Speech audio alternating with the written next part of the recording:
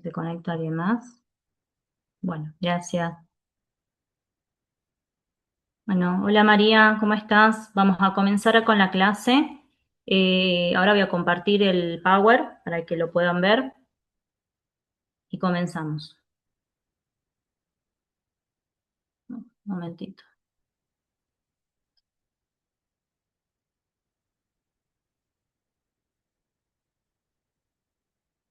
Esperen un momento, que no me aparece.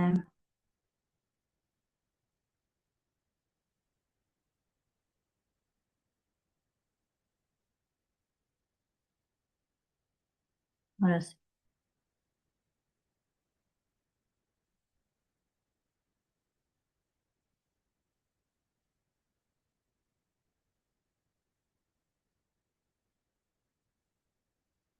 A ver, esperen un momentito que no sé por qué no me aparece acá.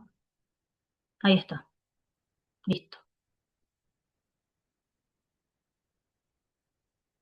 Bueno, bienvenidos al espacio curricular, Circuitos y Destinos Turísticos del NOA. Lo que vamos a ver hoy es el módulo 2 con su respectivo trabajo práctico y parcial. También vamos a estar viendo las orientaciones y consignas. Me voy a concentrar, si bien este módulo tiene varios apartados y clases también, con diferentes conceptos y temas, que seguramente ustedes ya lo han estado leyendo, me voy a concentrar más que nada en el diseño del circuito turístico que va a tener que ver con el parcial. Y después vamos a continuar con la accesibilidad, que es un tema que trabajaron, que van a trabajar y en realidad ya lo tendrían que haber presentado el trabajo práctico número 2, ¿sí?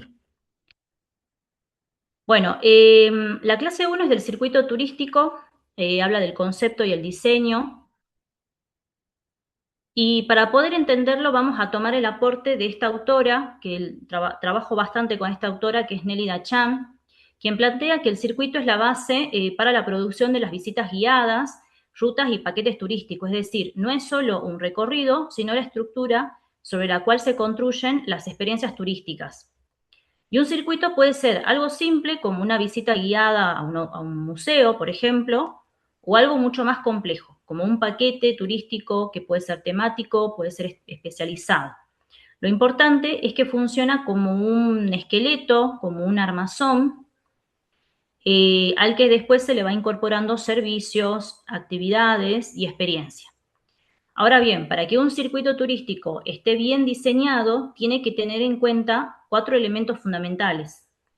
Primero, ante todo, un espacio, ¿sí? Un espacio concreto puede ser un destino, y esto significa que siempre hay un lugar definido donde se desarrolla el circuito.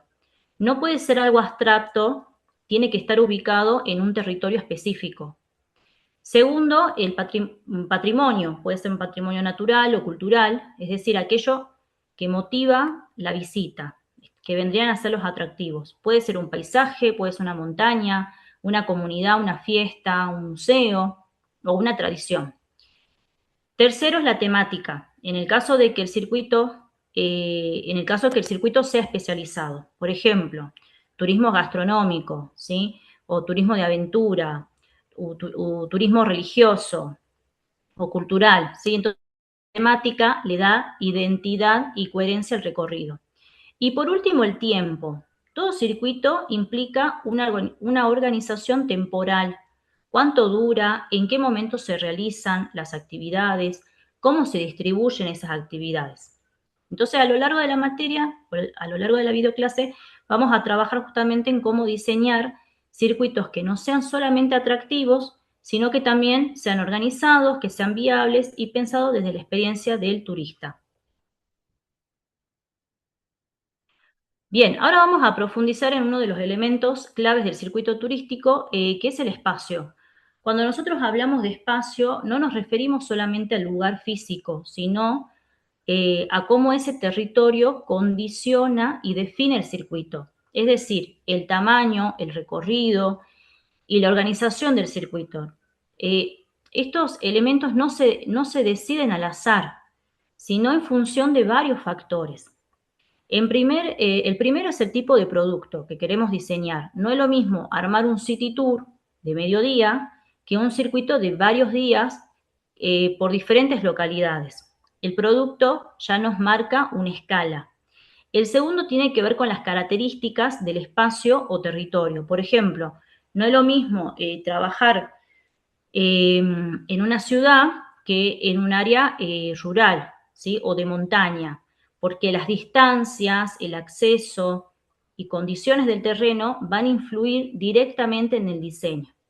Y también influye la temática que queremos abordar. Si el circuito es gastronómico, es cultural o es de aventura, eso va a determinar qué lugares se incluyen y cómo se van conectando entre sí.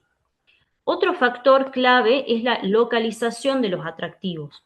Si están cerca entre sí, el circuito puede ser más compacto, pero si están dispersos, vamos a necesitar tiempo y vamos a necesitar planificación. Y a esto se suma la duración total del servicio. Es decir, cuánto tiempo tiene disponible el turista, si tiene mediodía, si tiene un día completo o tiene disponible varios días. Y esto define cuánto podemos abarcar sin sobrecargar la experiencia. Y por último, la modalidad de recorrido, porque no es lo mismo un circuito a pie, en bicicleta, en auto o combinado. O sea, cada modalidad que se defina tiene sus tiempos, sus ritmos y también sus limitaciones. Entonces el espacio no es solo el dónde, sino que es un elemento estratégico que condiciona todas las decisiones del diseño del circuito. Ahora vamos a ver otro elemento clave que es el diseño, en el diseño del circuito, que es la temática. Los circuitos turísticos pueden clasificarse en sentido general o temático, y esta diferencia es importante porque define el tipo de experiencia que va a tener el visitante. Si decimos que el circuito es general, es cuando a lo largo del recorrido se abordan distintos temas. Por ejemplo, en un city tour se puede hablar de historia, se puede hablar de arquitectura, de gastronomía, de cultura, ¿sí? Es decir, se busca brindar un panorama amplio del destino. Este tipo de circuito es muy común para turistas que visitan un lugar por primera vez. Ahora, el circuito temático es cuando se enfoca en un tema específico y lo desarrolla en profundidad, ¿sí? Por ejemplo, un circuito gastronómico, un circuito del vino, un turismo religioso o un turismo de aventura. Entonces, acá ya no se busca mostrar un poco de todo, sino profundizar en un tema o en un eje en particular. Entonces, la elección entre un circuito general o temático no es de menor importancia, porque depende del perfil del turista, depende de cuáles son sus intereses, ¿sí? Cuáles son sus necesidades y también, bueno, el tipo de producto que nosotros queremos ofrecer. Entonces, un circuito bien diseñado tiene coherencia y esa coherencia muchas veces la da justamente la temática. Bien, ahora nos vamos a centrar en otro componente fundamental del circuito que son los atractivos. Podemos decir que los atractivos son aquellos bienes o manifestaciones con capacidad de motivar o inducir el viaje, es decir, son la razón principal por la cual una persona decide visitar un destino. Sin atractivos, directamente no hay turismo. Por eso cuando diseñamos un circuito, lo primero que tenemos que preguntarnos es, ¿qué le interesa ver o experimentar al turista? Los atractivos pueden clasificarse en dos grandes tipos, que ustedes ya lo saben, naturales y culturales. Por un lado, hablamos de atractivos naturales cuando se trata de elementos que son propios de la naturaleza. Por ejemplo, los paisajes, las montañas, ríos, flora, fauna. Y en el caso, por ejemplo, de la provincia de Salta, podríamos pensar, no sé, en la Quebrada de las Conchas o en el Cerro San Bernardo, ¿sí? Y por otro lado, tenemos los atractivos culturales, que son aquellos que existen gracias a la acción del ser humano. Y acá entran los museos, los monumentos, las festividades, las tradiciones, la arquitectura, la gastronomía local. En la mayoría de los circuitos, estos dos tipos de atractivos se combinan y eso enriquece mucho más la experiencia del visitante. Entonces, los atractivos no solo son lugares para ver, sino que son el núcleo del circuito. es lo que le da sentido al recorrido y lo que realmente conecta al turista con el destino. Bien, acá tenemos en este caso otro elemento muy importante que es el tiempo. El tiempo es la carga horaria dedicada tanto al viaje como al desarrollo de las actividades. Pero el tiempo va a depender del consumo del servicio, del reposo, ¿sí? Capaz que hay una parada técnica durante el recorrido y eso también hay que tenerlo en cuenta, ¿sí? ¿Cuánto tiempo nosotros le vamos a dar para que el visitante o el turista almuerce o meriende o saque fotos o pase por el lugar? A fin de que el pasajero disponga de tiempo personal y realmente libre de compromiso. Entonces, el tiempo que el pasajero pasa en ruta hay que calcularlo también o desplazándose de un punto a otro, ¿sí? Se trate de un centro de pernote o de un atractivo puntual. Entonces, la duración va a depender de la distancia y también del tipo de transporte que elegimos, ¿sí? Todo eso hay que tener en cuenta. También vamos a tener en cuenta acá la distancia que está un atractivo de otro, ¿sí? Entonces nosotros al programar es preferible tomar las distancias en función de otros parámetros como la cantidad de horas que implican y el confort del medio de transporte que seleccionamos. Si es que ese circuito condiciona a que tengan que implementar algún tipo de medio de transporte. Bien, en cuanto a tipos de circuitos turísticos, tenemos, bueno, yo les puse acá tres tipos.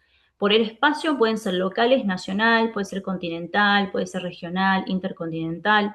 Por la temática, que ya lo vimos, pueden ser generales o temáticos. Y la diagramación tiene que ver si son lineales o son circulares.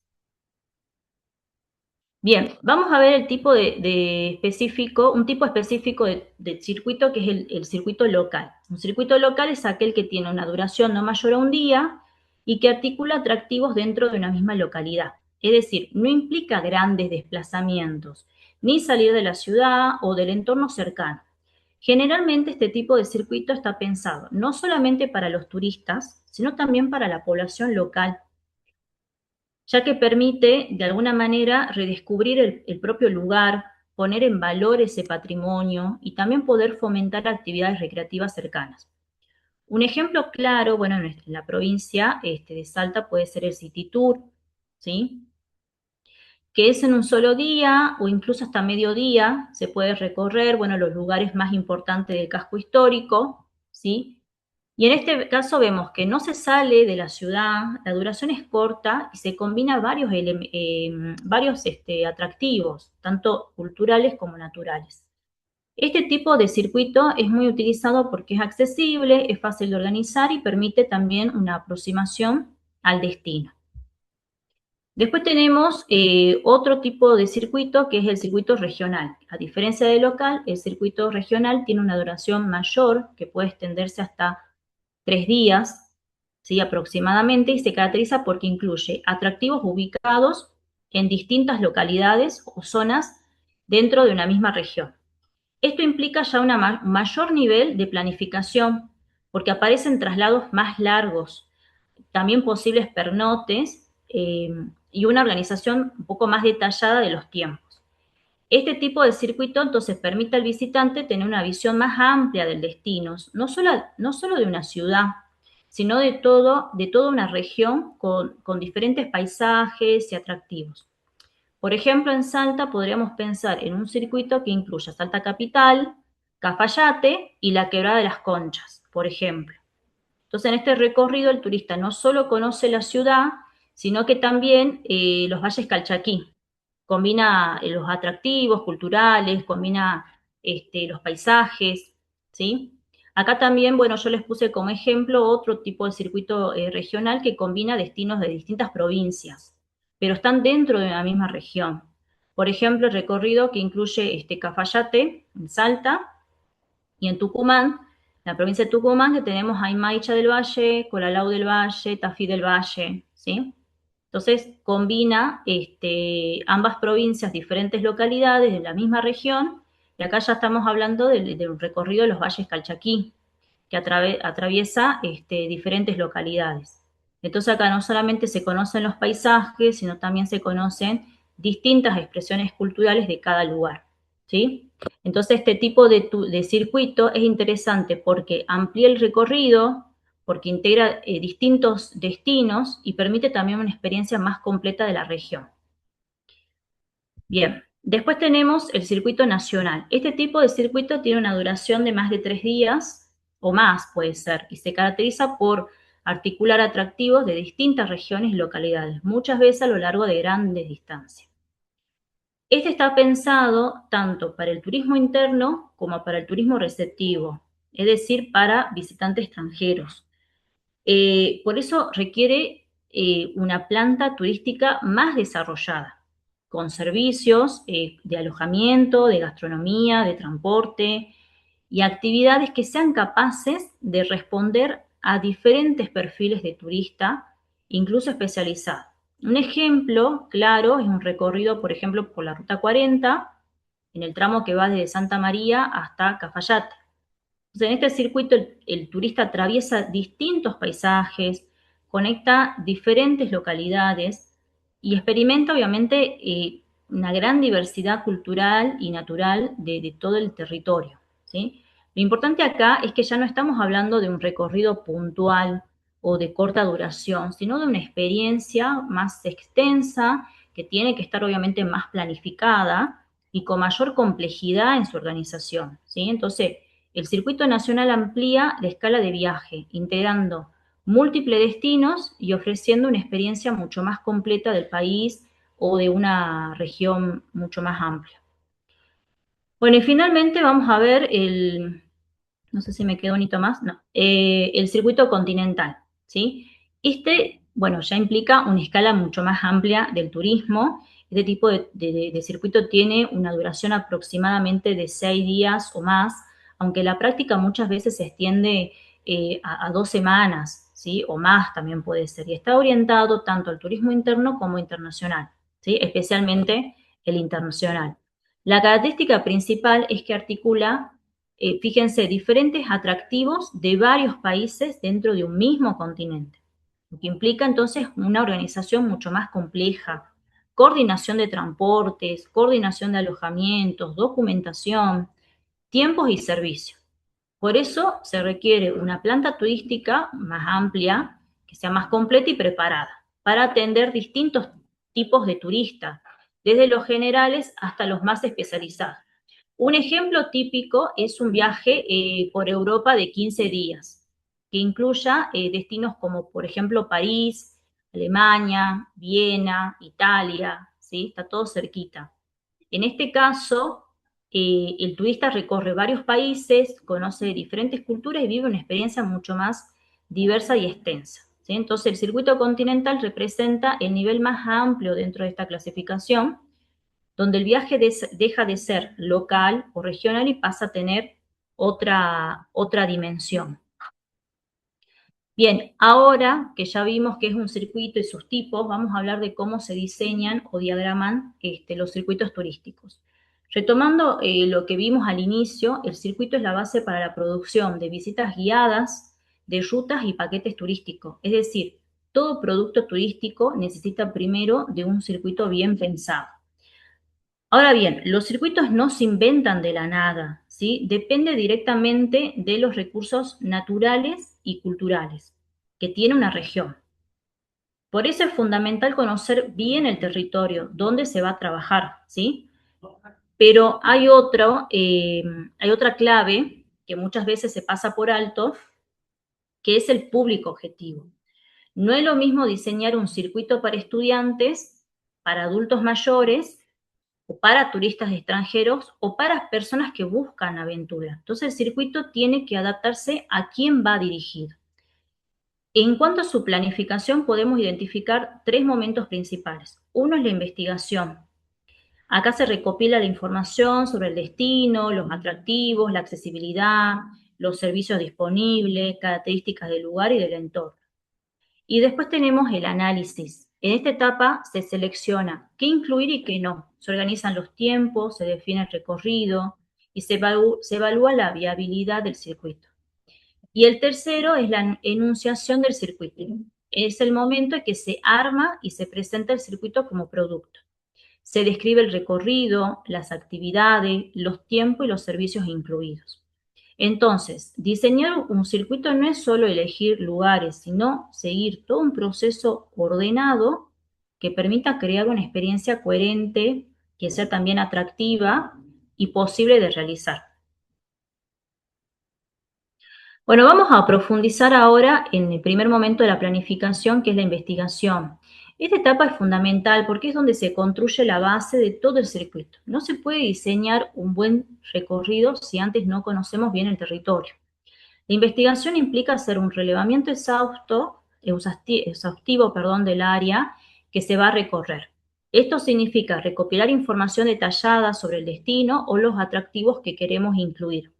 En el caso de una visita guiada o una ruta, este relevamiento se va a centrar especialmente en aspectos como, por ejemplo, la historia del lugar, o también puede ser las características geográficas y el patrimonio, que puede ser tanto natural como cultural.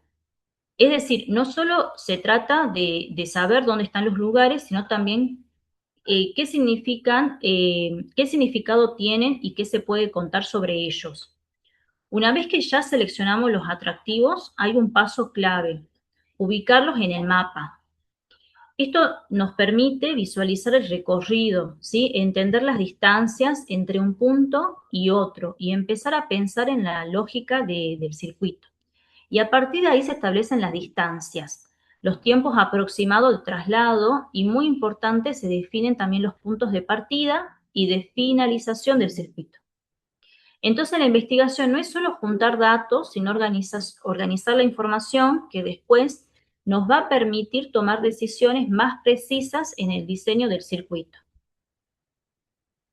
Dentro de esta etapa de investigación hay herramientas claves que nos permiten obtener información de calidad. Podemos decir que los métodos de observación y cuestionario, junto con las técnicas de relevamiento y entrevista, son los pilares de una buena investigación turística.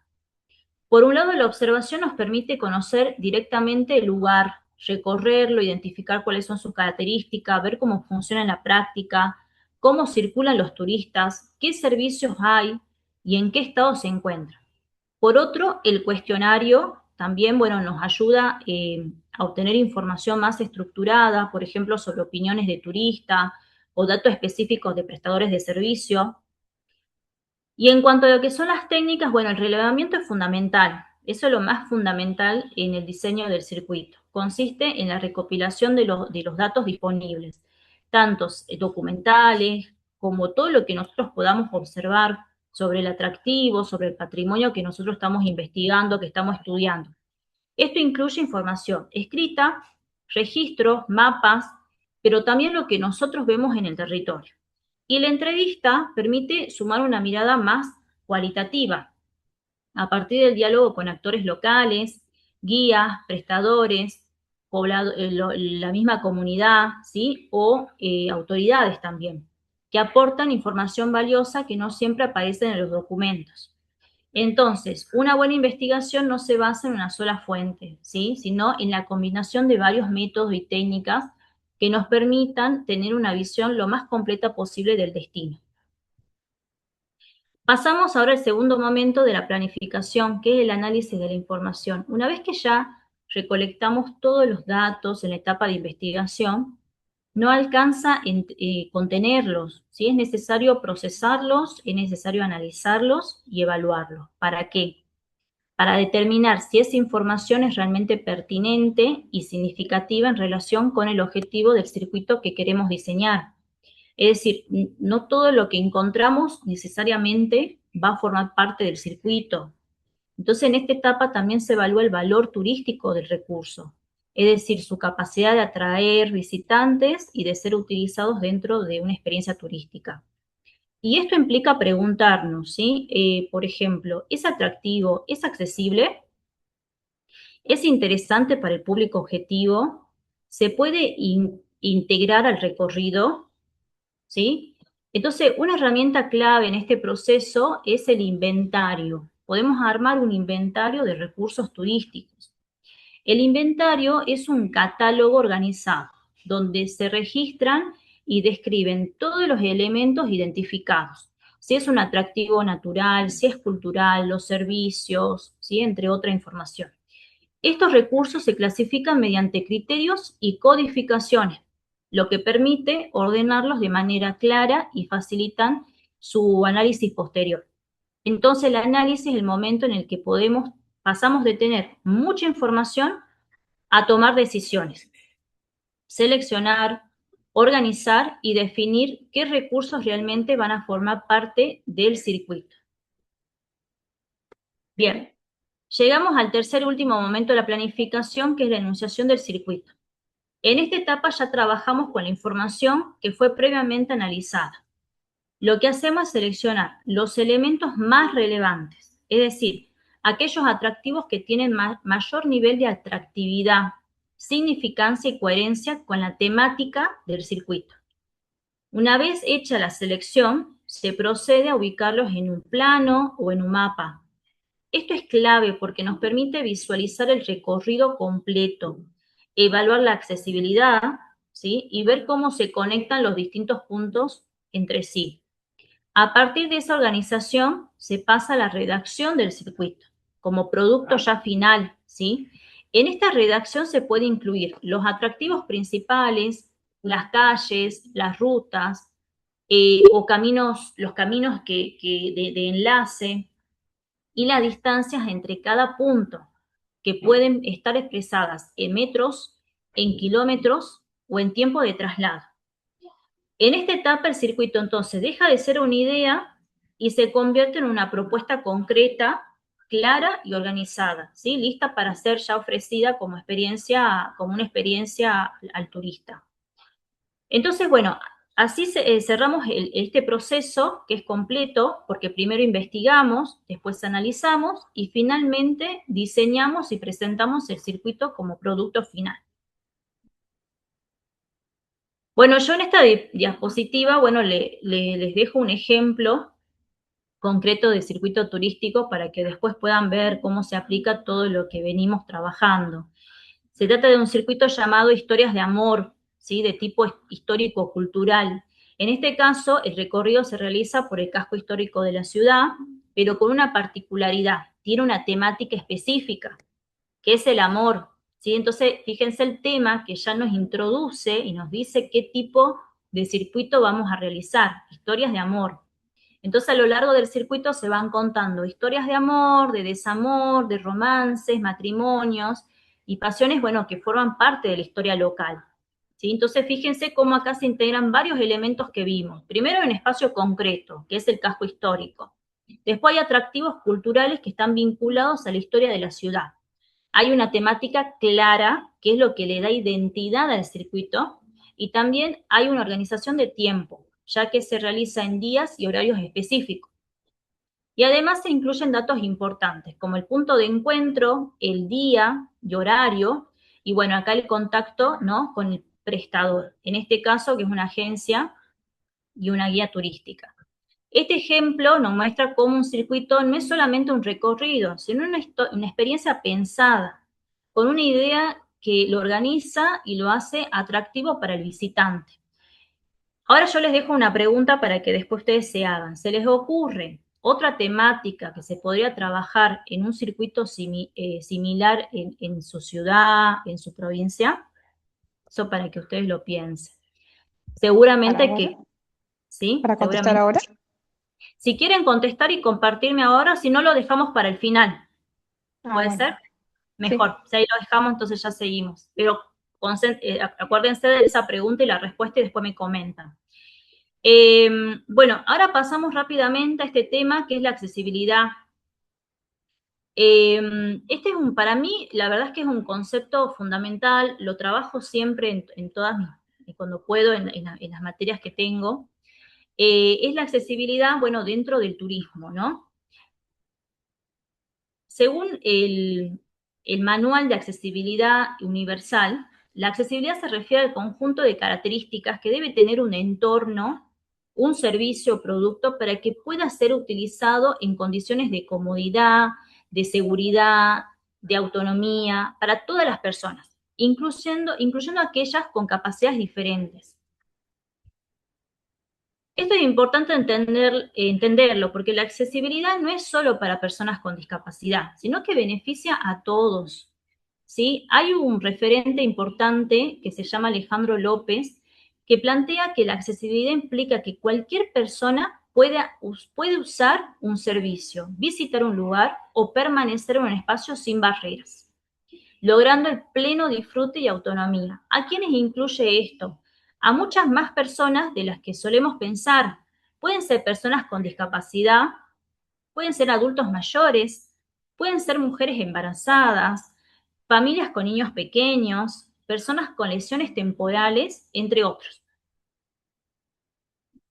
De hecho, según la ONU, hay más de 1.000 millones de personas con discapacidad en el mundo y en Argentina, 1 de cada 5 hogares tiene al menos una persona con discapacidad. Esto nos muestra que no es un tema menor, sino una realidad social muy amplia, ¿sí? Entonces podemos entender la accesibilidad como un conjunto de factores vinculados al urbanismo, la arquitectura, el transporte y la comunicación, que permiten un uso general sin exclusiones.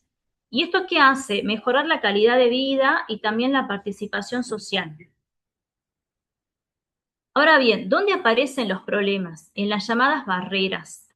Las barreras pueden ser arquitectónicas o urbanísticas y son todos aquellos obstáculos que dificultan o impiden el acceso, ¿sí? Escaleras sin rampas, por ejemplo, veredas en mal estado, falta de señalización, ¿sí? Transportes que no están adaptados, entre otros. Hay un montón, la verdad.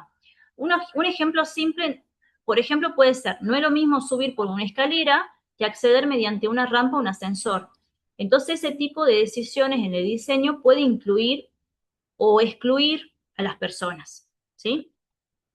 Por eso hoy no se habla de diseñar espacios especiales, sino de pensar en un diseño para todos, teniendo en cuenta la diversidad real de la sociedad. También es importante entender que estas barreras no afectan solo a personas con discapacidad permanente, sino a lo que llamamos Sí. personas con capacidades restringidas, ¿sí? Que pueden Como las ser personas de la situaciones, tercera edad. claro, como las personas de tercera edad, ¿sí? Mm. Nosotros en algún momento vamos a llegar a ser tercera edad, ojalá que no sea muy, que no sea pronto, pero por eso mismo, por ejemplo, una rampa en un lugar, digamos, no sé, por ejemplo, en la municipalidad, no Ujú. solamente lo van a utilizar las personas con discapacidad motriz, sino también pueden ser las mujeres embarazadas, que por ahí les Ujú. cuesta subir las escaleras, o también pueden Claro. ser justamente las personas con tercera edad, de la tercera edad, ¿sí? Ujú. Así que eso hay que pensarlo, por eso hablamos de un diseño para todos. No es que la persona tiene que adaptarse, es el lugar, ¿sí? El lugar, la localidad que tiene que poder incluir en su diseño a todos, ¿sí? Bien, a ver, sigamos. Bueno, y finalmente, si lo llevamos al turismo, vemos que muchas actividades que damos por sentadas, como viajar, alojarse o visitar un atractivo, capaz para nosotros es muy fácil, qué fácil y práctico es, ¿no? Muchas veces pueden volverse inaccesibles para muchas personas. Por eso el turismo accesible no es solo una opción, sino una necesidad para garantizar el derecho al ocio y al disfrute para toda la sociedad. La verdad es que a mí me costó por ahí mucho entender de que todos tenemos derecho a disfrutar del turismo y es verdad, todos lo tenemos. ¿Por qué no? Yo acá, bueno, les puse algunas imágenes, ¿sí? Algunos elementos que se incluyen dentro de actividades tan comunes que nosotros lo podemos disfrutar, ¿no? Por ejemplo, ir a la playa, meternos al agua, ¿no? O hacer algún senderismo, trekking, ¿no? Y bueno, a través de estos elementos de apoyo o recursos, permite a una persona con discapacidad poder también disfrutar. Y igual me imagino que hay límites también, ¿no? Sí, sí, no, obviamente no en todos los lugares se No puede, todo. Sí. no en todos, pero capaz en algún lugar específico que sea un poco más fácil la accesibilidad en sí, se Mm, puede implementar algunos de estos recursos, ¿no? sí, Así que me parece importante. porque el Bien, senderismo y el trekking no es, me parece que es, depende sí, depende del lugar. sí, por ejemplo, nosotros acá, en la parte que tenemos de Yungas, en San Mm, Lorenzo, bueno, sí, obviamente que es es complicado complicado. para... Sí, hay niveles, ¿no? Hay niveles de trekking, tenés el nivel básico, el nivel medio y Sí, demás.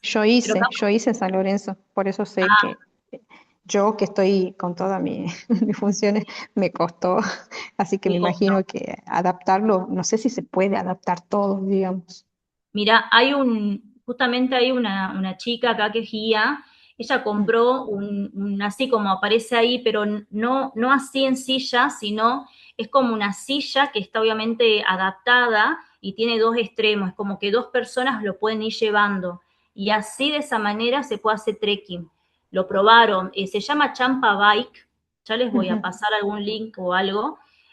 Champa Bike es de un también un referente de la accesibilidad que mm, hace estas sillas, ¿no? Pero obviamente que la persona va sentada, no es, ujú. la persona va sentada en el medio y va llevada por otras dos personas, una va adelante y otra atrás, ¿sí? Sí, Obviamente que es para ciertos lugares que tienen eso ciertos, pensaba, para ciertos senderos, sí, porque no todos, ciertos senderos, capaz que no sean que no tengan un nivel tan alto, ¿sí? Que no sean tan nivelados o que o no tengan que lugares complicados el que para yo hice, pasar. por ejemplo, había partes que eran muy cornisa y es muy Claro, difícil hacerlo. bueno, sí, ahí está complicado y difícil, pero hay otros lugares que tranquilamente lo pueden llegar a hacer, ¿sí? Así que, pero bueno, la verdad es que estos recursos existen y habría que ver una planificación para poder, poder incorporarlos, ¿no? O, por ejemplo, también bicicletas adaptadas para poner una silla de rueda, ¿sí? Para poner sillas de rueda y, bueno, obviamente andar capaz dentro de un parque, ¿sí? Por ejemplo, pero que, bueno, obviamente que el camino esté bien, ¿no? No lo vamos a llevar por zonas o caminos estrechos donde no se pueda pasar, o que tenga algún problema ese camino, ¿sí? Entonces tenemos que ver en qué espacio podemos desarrollar estas actividades, ¿no? Siempre me parece que hay que tener en cuenta una planificación o hacer algún tipo de relevamiento previo, ¿no? Bueno, pasamos a la próxima. Bueno, acá, bueno, terminamos con el tema de accesibilidad, ¿sí? Ustedes hicieron un trabajo práctico, que es el trabajo práctico número 2. Bueno, yo acá más que nada me aboqué a que puedan leer las directrices de accesibilidad, ¿sí? En servicios turísticos, que son un conjunto de recomendaciones y criterios que orientan a los prestadores turísticos, tanto de hotelería, de agencia, restaurantes, bueno, habían otros actores más, para que los servicios puedan ser utilizados para todas las personas sin barreras, ¿sí? Estas no son solo normas, no son solo normas técnicas, sino que son herramientas prácticas para que ellos puedan mejorar de alguna manera la calidad del servicio y la experiencia de todos los visitantes. Bueno, acá lo que ustedes tenían que hacer es básicamente, en base al material de lectura, elegir uno de los tipos de espacios turísticos que aparecen en el material. Por ejemplo, si habías de espacio gastronómico, de museo, también alojamientos y demás. Seleccionar un caso concreto que puede ser un lugar que ustedes conozcan, eh, que corresponde a este tipo de espacio, ¿sí? Y describir cómo se aplican las directrices de accesibilidad arquitectónica en ese lugar, teniendo en cuenta lo leído. Y después tenían que incorporar al menos una o dos imágenes del lugar elegido, pueden ser propias o de internet, que ayuden a ilustrar lo que están describiendo. Obviamente que las imágenes deben tener relación con lo que ustedes están explicando, ¿sí? Por ejemplo, una foto de la entrada, o si no, también por ahí una imagen, una foto de cómo es el espacio adentro, de cómo están distribuidas las mesas, si los baños, dónde están ubicados, si son accesibles o no. Acá lo que yo les pedí es que no copien las directrices textualmente, sino que las expliquen con sus propias palabras, ¿sí? Y no es necesario tampoco que conozcan en detalle el lugar, Pueden Puede ser investigar brevemente, sí, un restaurante. sí, puede ser un restaurante, sí, yo creo que, bueno, sí, sí lo pueden trabajar. Está dentro de espacios gastronómicos, ¿sí? Acá yo les puse, por ejemplo, uno, que este es una peña, ¿sí? Este lo puse como ejemplo orientador. Obviamente que esto tiene que estar más desarrollado. Acá lo resumí para que ustedes más o menos entiendan cómo tienen que desarrollarlo. Bueno, yo puse espacio elegido, espacio gastronómico, ¿sí? Que es el espacio que yo elegí, eh, y es la vieja estación. Entonces yo puse, a partir de las directrices de accesibilidad en servicios turísticos, se puede analizar el caso de la Peña y la Vieja Estación, ¿sí? Entonces, por ejemplo, fui por parte, pueden ir de afuera hacia adentro. En relación al ingreso, el lugar debería contar con un acceso sin barrero con rampa, porque el lugar no, la entrada no tiene rampa, ¿sí? Que permite el ingreso de personas con movilidad reducida. Me pasó también, hay un lugar también en Salta que tiene, es muy gracioso porque tiene en la entrada, la puerta de la entrada, es la entrada común, digamos que tiene como un, no me va a salir ahora, tiene como que, o sea, no es que vos podés ingresar fácilmente, sino como que tenés que subir, ¿sí? Un escalón, una cosa así. Y al costado tiene la rampa. Entonces, como que es medio irónico, porque de igual manera la persona que quiere ingresar en silla de rueda va a tener que levantar, se va a tener que levantar para que luego pueda ingresar por la rampa, ¿sí? Incluso la rampa creo que no tenía baranda. Entonces, bueno, son cosas, cuestiones que por ahí uno cree que pone una rampa y ya está. Y no es así. Tiene que ver, hay rampas que están bien elevadas y es imposible que una silla de rueda pueda pasar. ¿Sí? Entonces tiene que tener una nivelación, una altura, ¿sí? Nada, bueno, son cosas que todavía existen. Después les puse dentro del establecimiento, al tratarse de una peña con espectáculo, es importante que exista una circulación amplia entre mesas, porque muchas veces, al querer meter más gente, ¿no? Obviamente, ponen las mesas, pero una pegada a la otra. Entonces, las sillas están muy pegadas. Es imposible que una persona con silla de rueda pueda circular por ahí, ¿sí? Permitiendo, dice, el desplazamiento cómodo incluso en momentos de mayor concurrencia. Respecto al mobiliario, algunas mesas deberían estar adaptadas con el espacio suficiente para personas en silla de rueda y ubicadas en sectores accesibles, cercanos a salidas o sanitarios tal como sugieren las directrices, ¿sí? Después puse, además, establecimiento debería contar con al menos un baño accesible. Bueno, esto no pasa en muchos de los casos, los baños son complicados, ¿sí? O capaz que sí son accesibles, pero capaz que, ay, perdón, no sé si se salió, ahí está. Capaz que el lavatorio está muy alto, ¿sí? Entonces son cosas que hay que tener en cuenta. La iluminación, puse acá, es un aspecto importante ya que debe ser adecuada para permitir la visibilidad, especialmente considerando que hay show en vivo. Y en este tipo de espacio donde se combina gastronomía y espectáculo es fundamental garantizar que todas las personas puedan disfrutar tanto del servicio como el entretenimiento, ¿sí? Si ustedes acá quieren analizar también, no sé, por ejemplo, la atención del personal, ¿sí? O por ejemplo que el menú sea en sistema braille y no lo tiene, también lo pueden hacer, ¿sí? Algún detalle, algo que para ustedes les parezca interesante, lo pueden también incluir. Creo que eso es Bueno, común, que es muy difícil que encontremos un menú en braille, ¿no? sí, es difícil. De igual manera, bueno, acá en Salta hay hoteles que tienen menú en sistema braille, ¿no?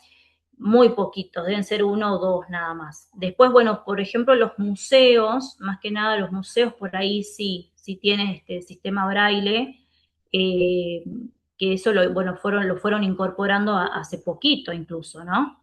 Pero bueno, en realidad la mayoría no lo tiene.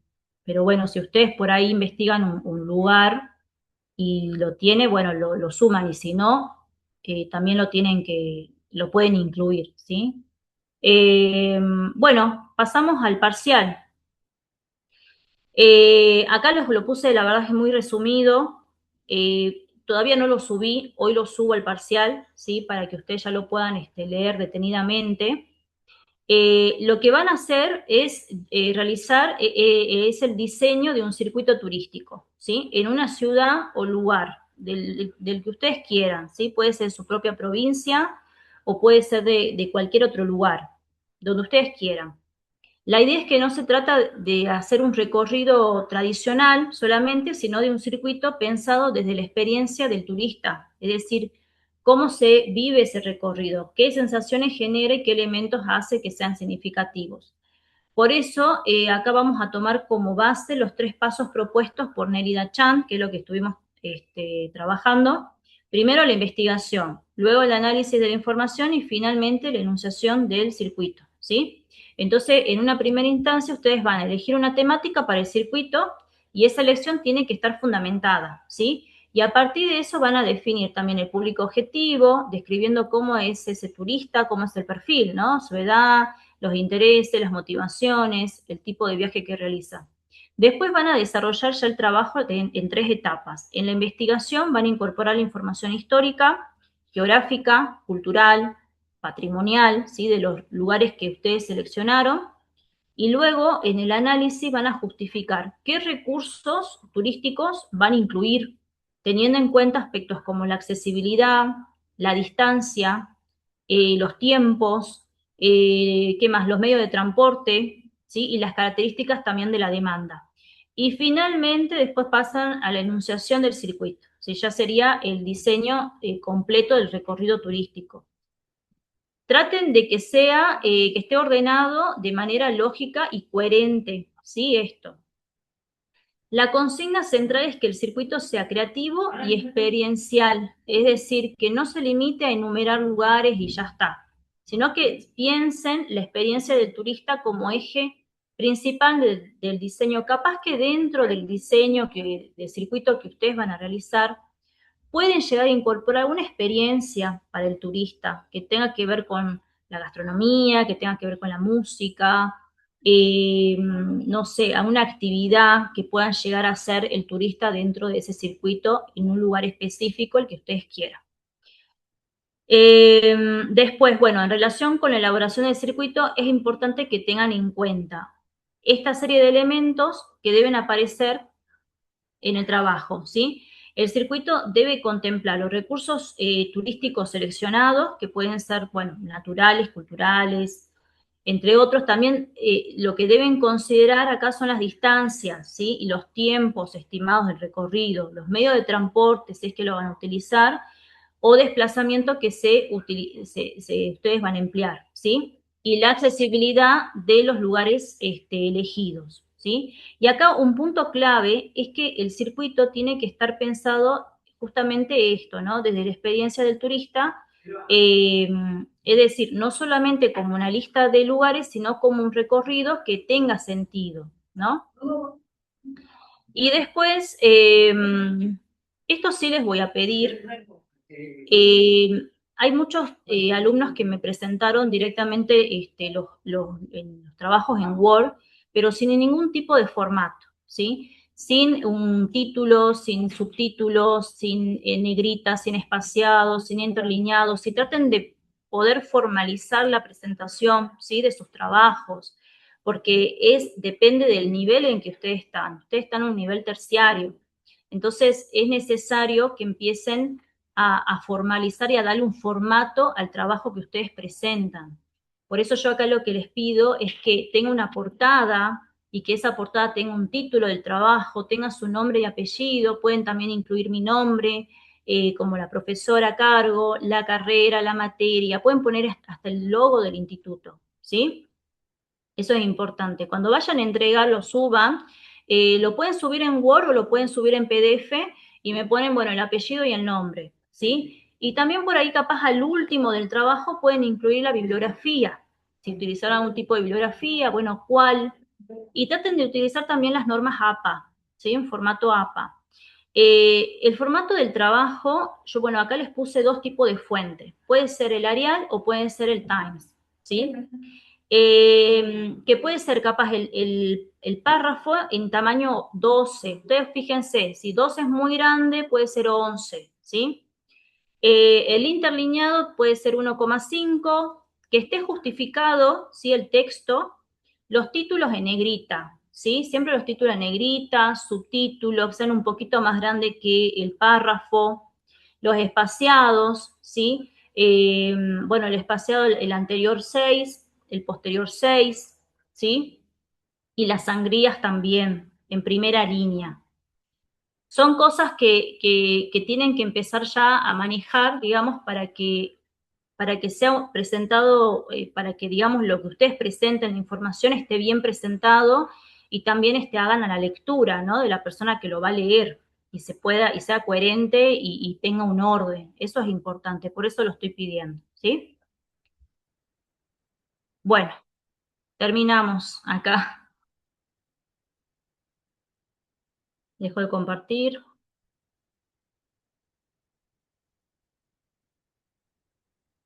Bueno, ¿alguna pregunta, consulta que tengan? Profe, vamos a Sí, preguntar, Profe, bueno, eh, al respecto de sí, al respecto de la grabación, yo le tengo que consultar si, o sea, dónde la voy a poder encontrar en la plataforma, o sea, dónde es que puedo visualizarla, porque únicamente lo que puedo, o sea, cuando yo ingreso al aula, ujú. solamente puedo encontrar eh, los archivos, o sea, me refiero a los documentos que están escritos. La, Y bibli- después la las bibliografía, decís grabaciones, vos. claro, o sea, encuentro, digamos, la bibliografía, después, bueno, las actividades, o sea, la realización, los foros, pero eh, en cuanto al contenido, digamos, audiovisual, eso es lo que no lo encuentro, no lo localizo, o sea, Vos, no me figura. vos querés, vos lo que no encontrás es el contenido audiovisual. Claro, o sea, como las grabaciones, digamos, las grabaciones Bueno, contenido por audiovisual, ejemplo, sí, eso no subí, ¿sí? Pero voy a subir con respecto a la accesibilidad. ¿Vos necesitas que te suba de algún tema en particular que necesites? en realidad era en relación a las grabaciones, digamos, como las de ahora, ¿no? Ah, las grabaciones. Claro. Ah, bien. Bueno, del primer módulo está subido, ¿sí? De la primera grabación que tuvimos. Lo voy a chequear ahora, pero sí está. Hay un apartado que dice videoclases, ahí tenés que entrar. Y ahí te lleva a un link a YouTube. Ah, bien, porque, Bien. bueno, yo le preguntaba qué pasa que en la plataforma, Ujú. bueno, creo que no sería solamente de su materia, sino también de otras materias. Ah, bueno. En en la sección de evitar clases, Sí. figura que, por ejemplo, hay grabaciones de clases, pero que en realidad son del año pasado. Eso es lo que, digamos, le quería, digamos, aclarar. Ujú. Que bueno, no solo ocurre, digamos, en su aula, sino también en otras aulas de lo que observé. Mm. Y bueno, como para que, o sea, bueno, pueda, digamos, observarlo y que, bueno, mm, para que no haya confusión, digamos, porque Bien, sí hay clases que son correspondientes al año pasado. sí. Bueno, no, sí, sí, sí está, ahora lo chequeo bien, pero del primer módulo sí subí la videoclase, está solito en un título que dice videoclase, y ahí está justamente la clase esa que tuvimos, que se grabó, pero lo voy a chequear, y ahora cuando me suban esta grabación, esta clase también la voy a subir, ¿sí? Al mismo apartado. Pero vos fijate que el título tiene que decir así, videoclase, y ahí está, Ah, bien. ¿sí? Bueno, profe, Bueno, sí. bueno. Igual no te preocupes que yo lo voy a chequear bien y si aparecen los videos del año pasado, me fijo, porque todo está, es lo del año pasado ya no está, ¿sí? pero me fijo, no te preocupes, ya lo veo bien. Bueno, Bueno, Profe, tenés que consultarme, digamos, a del ver, parcial, o sea, eh, del parcial, bueno, ¿cuándo sería, o cuál sería el tiempo de realización para el ah, parcial? sí, eso no lo dije, hasta el 20 de mayo. Si hay algún inconveniente que no llegan hasta esa fecha y quieren unos días más, me mandan un mensaje interno, pero con tiempo. Capaz me pueden mandar el 18, si ustedes ya deben estar sabiendo si llegan o no. Me mandan mensajería interna y yo aumento unos días más. Pero por el momento lo pongo hasta el 20, ¿sí?